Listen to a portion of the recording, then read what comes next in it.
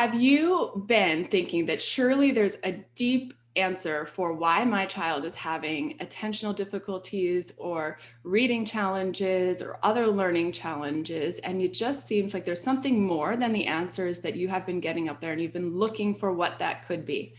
Then this is the conversation for you today. My name's Veronica Hunter with ADHD What Now? And I'm delighted to have with us Laura Parker from Hands-On Learning Solutions. And what I love about Laura is that she has gotten such a diversity of training and background and certifications. I'm going to share a small bit and she can maybe fill in the details, but she's trained in psychology and child development, speech and language, dyslexia certification, movement. And Laura, maybe you can fill in some more there for me.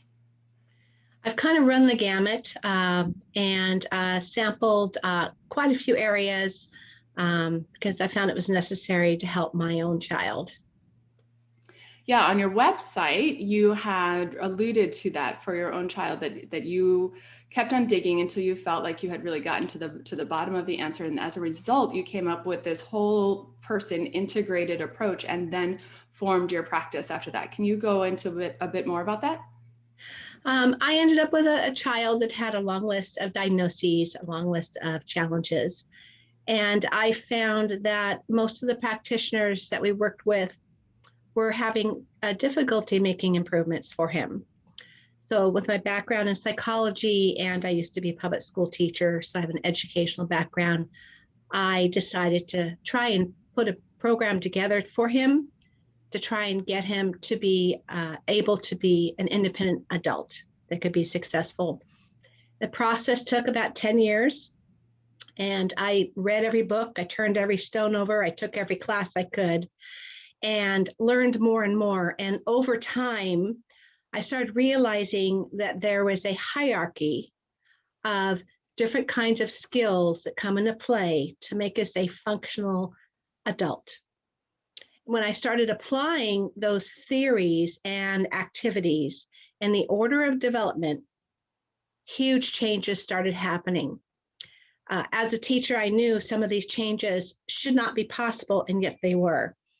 My son would jump multiple years in spelling ability in a few weeks, or his attention started to calm down and his impulse issues started to calm down, and he would start to focus, and all of a sudden his logic and reasoning would start developing.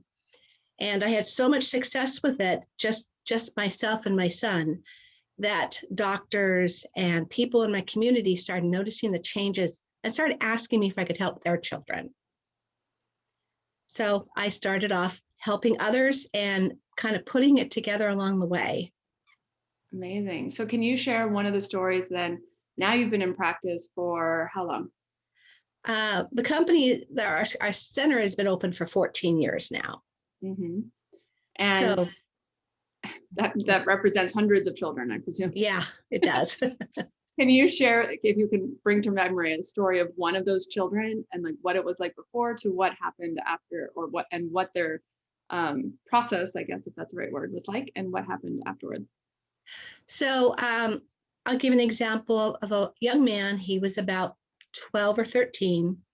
He was on the autism spectrum. His parents originally contacted me. They'd heard about me through another family, and they contacted me for comprehension issues. But I tested him, and I applied my own theory from bottom up to his programming. So it turned out that he was on the spectrum. He never seemed to show emotions. He didn't seem to recognize emotions and body language from other people. He never expressed things emotionally. He did have challenges with comprehension as well. And as I started applying the rhythmic movement and rocking materials, reflex integration, we went through some language-based activities to expand his oral language and build his comprehension. All of a sudden, he started expressing emotions, and he wrote a very loving letter to his mother about how much he loved her. He started showing empathy to his little sister. And so the entire family, he just blossomed. And the entire family sort of had to make adjustments because they weren't used to this 13-year-old who had emotions, who could express emotions. In addition to that, his oral language became more concise. He could tell a story from beginning to end with supporting details, and his comprehension improved. And that was a matter of about 4 months. Wow. And so the mother used to tell me, I'm the little hidden gem because I changed her son's life. In 4 months. Yeah. Wow, that's amazing. So tell us you gave us some background as to what that looked like, starting at a foundational level and then moving up. And I think, do you essentially share that publicly online? Part of it, you talk about the process. The process, yeah. Like you have this, is that shown? You have this awesome graphic of a triangle pyramid, right? Yes. Can you tell our listeners about that, because they can go in and access that to get some understanding of what you're talking about, right? It's an amazing visual. So when there's academic challenges or even social emotional, those are the top of the pyramid. And you have a lot of different phases that have occurred in development that support the academic, the social, and the language. So if we go down to the bottom of our pyramid, I often find children who are struggling. They might be dealing with some anxious feelings or feeling stressed. They might have trouble with eye contact. They may have difficulty with being in close proximity to other people. They may try to withdraw.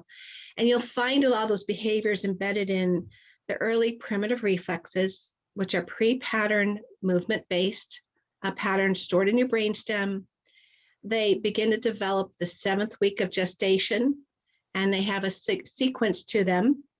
And what they do is they allow us now as an older child or adult to be able to make eye contact, to speak without drooling, to speak clearly, to wash your hands and get the soap off, to be able to sit upright in a chair, to pay attention to a teacher, to be able to write well. And so I start down there in the foundational area. I find what's weaker. We strengthen it with some fun activities and movements. We also often bring in patterned movements using racquetballs or bean bags. You can hear the bean bags as they're tossed and caught, or you can hear the balls as they're bounced. So you start getting a repetitious timing that helps to improve the timing in the brain and help improve the timing in language. The eyes are also tracking these objects, so you're also helping improve what's going on visually. And we often have them on a balance board, a variable balance board, to trigger the vestibular system. So there are studies out there that show when you trigger your vision system, your hearing system, and your balance or vestibular system at the same time, it multiplies your gains. And it really does. I have audio recordings of children reading just before they do those activities and right after, 7 minutes later. And the fluency, the prosody, the accuracy, you wouldn't believe it. People can't believe it's the same person reading 7 minutes later. Even the children can't believe it. We build up into language-based processing skills, processing speed, memory, logic, and reasoning. And those are the foundational skills really for academics or functioning at a job. You can actually train attention, and the student's attention will improve. And then we build up into, now it supports the academics. We often don't have to reteach the academics because the support's so strong that the students are able then to move into academics much easier. So you're saying as long as you start at those foundational skills and then work way up the ladder, you should be like, is there a percentage of success rate, or do you almost always see success? The only time I haven't been successful is if someone stops their program before it's done. Mm-hmm. We always make goals. We always meet the goals. The first set of goals is usually higher self-esteem and motivation, confidence, feeling safe. Signs of stress disappear pretty quick. And then we go deeper into maybe memory or comprehension, or we also work with dyslexics, so we'll go into an Orton-Gilliam-based dyslexia reading and spelling program. But it works much smoother and they move much faster because those foundational things have been taken care of. Right. Their child's not always coming up against a wall that they can't do anything about, essentially. Right. And what I found with my son was that, we had an amazing speech therapist. She knew everything about speech, but she didn't fully comprehended what needed to come before that phase that she was working in, and also then how to transfer from what she was working in to academics. Mm-hmm. And that was the missing piece. And so the pyramid, I initially designed the pyramid for my own personal use, so I could kind of understand conceptually each student I worked with, where they are, where they need to start, and where they need to finish. Mm-hmm. And we have your permission to link to that in the show notes here? Yes. Yeah. Yay. So then if I am not living near you, because you are located where again? I'm located in the state of Washington. Okay, so anybody near Washington, you can reach out to Laura, and you offer some clients to be able to come and work with you long distance. I do have some clients that come in once a month, once a week. They take a lot of extra work home to work with them. Our goal is to create something that we could do through online so that more people would have access to some of the tools. We're not there yet, but we're working on it. Please do, because there is a wealth of people, as you know, that would love access to what you do. So in the meantime, as you're working to build that out, do you have recommendations for what types of questions to ask local practitioners to find a local support system to be able to help? So 2 components in the lower level of the pyramid that I feel are very important is to find someone who is trained in and can help support, either help to support the parent at home or work with the child in person in rhythmic rocking and reflex integration.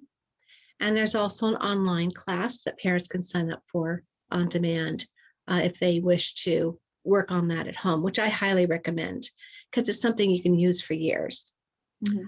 Something else I always recommend to parents is if they haven't looked into food intolerance, some people's bodies do not make the enzymes to break down certain types of food, and that will sabotage you all the rest of the way if you don't clear the diet.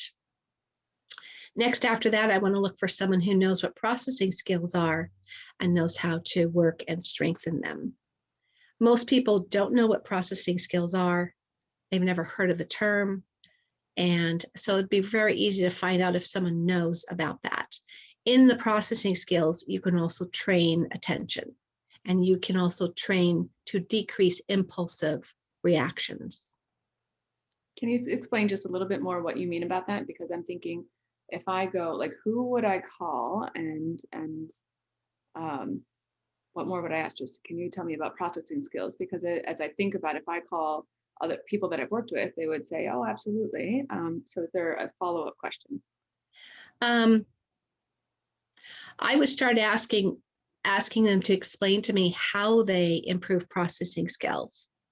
And I'm looking for something that I've probably never seen or heard of before, but it starts to make sense. So when I talk to parents, an example I give is I show them a page with arrows, lots of arrows on it in rows, and they're different colors. And I'll ask one of the parents to go ahead and just tell me the color of the arrows going across the page. Then I'll ask them to tell me the direction that the arrows are pointing in. And then I'll ask them to tell me the color of the first arrow and the direction of the second arrow, the color of the third arrow and the direction of the fourth arrow. Then I pull a metronome out, and they have to do it on beat. So each time I'm layering the activity, I'm making it more difficult. I'm now causing the person to have to use both hemispheres going back and forth, and that's what's going to build attention. The more stressors I put on, the more inattention and focus you have to be able to function. Wow. Are there, I'm thinking of some online programs that perhaps I've seen that try to do parts of that. Do you think there are any good online programs that are able to do that? I don't think online programs are effective enough. You really need a one-on-one situation where someone can constantly change the difficulty level and customize it so that you get the most optimal performance out of it. When we work with our students within 5 minutes have seen themselves improve several times. And that's what lifts the motivation and the self-esteem so quickly. They start to realize I'm capable. Yeah, that would be so inspirational for them, right? Yeah. Like, oh my goodness, I Yeah. can do this. So what happens if they do it for a little bit? You see such dramatic change after a few minutes. And then is it like the body hasn't really formed that pathway deep enough yet? So then perhaps they regress before the next time, but they're always making progress every single time a little bit farther until those pathways have been used enough, they stick. Is that what happens? Yeah, they actually don't usually regress. Oh, okay. They actually stay where they are. And then we often will send extra practice home. And so the next time we see them, they'll be a little stronger and we can add something to it and strengthen it. And so we're doing this across 30 different skill sets. And then we start to layer and combine skill sets. So you might be visually tracking, and as you're visually tracking and circling a number, you're also saying your ABCs out loud to the metronome, or something movement based, where you're on a balance board and you bounce a ball and you watch the ball hit the floor, and then you look up at a chart in front of you and you have to visually track. So now you're tracking and saccading on beat, calling out what you're seeing. So you're using your visual, your auditory, you're expressing what you're doing, and you're also using your motor skills to bounce ball and catch. And it gets really complicated, but it's really fun and the kids love it and they like the results. Absolutely. I'm inspired and I want to do it now. Yeah. Sounds fun. Why do you think that this isn't perhaps more often done in our current system of handling these challenges? It is hard to find. And I would say there's not a lot of people doing this kind of activity. It takes someone who has strengths in quite a few areas to be able to handle the different kinds of methods and techniques almost simultaneously. For me, I developed that ability because I wanted my son to be successful and I didn't see another way. So I sort of forced myself to learn to do that. And it's not something that I would say there are studies out, but I would say it's just not as well studied. And so it's not as common, it's more difficult to do. And it's not something that your pediatrician probably knows about or the local school knows about.